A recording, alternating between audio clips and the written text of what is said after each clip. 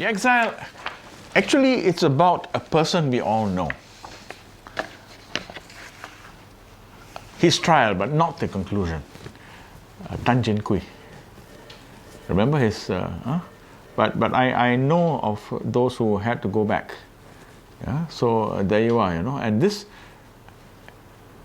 exilic poem is about going back to China during the colonial period.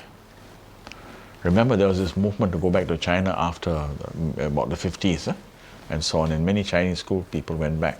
Although it's a bit ironic because I gather that when they went back to China, they were not well treated because there was a suspicion they were British spies.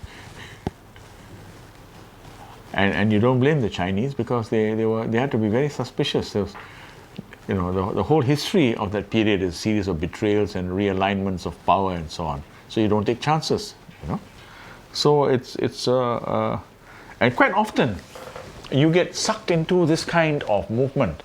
But since you're not one of the important people, you follow the crowd. So you're the ones who get into trouble.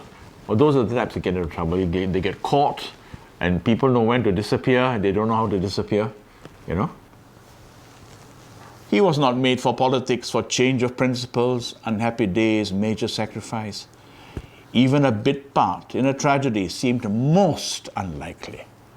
There was in him a cool confusion smile.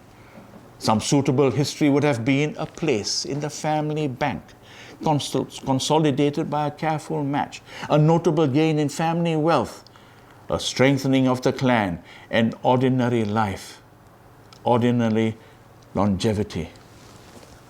Of these things his father sadly dreams. He was not made for politics, but those days were China wrought, uncertain of loyalties, full of the search for a soul, a pride, out of ancestral agony, gunboat policy, the nations breaking up, the disaster of the Kuomintang. The new people took him in to cells, discussions, exciting oratory, gave him a cause. Work quietly, multiply the cells, prepare for the bloom of 100 flowers. Flowers came, fast withereth too. Made conspicuous by principles and the discipline of the group, he thought to stand his ground, defy the law.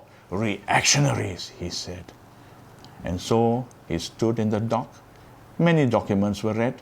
Those who planned the demonstrations, allotted tasks, had run to fight another day. They had important work, could not be spared.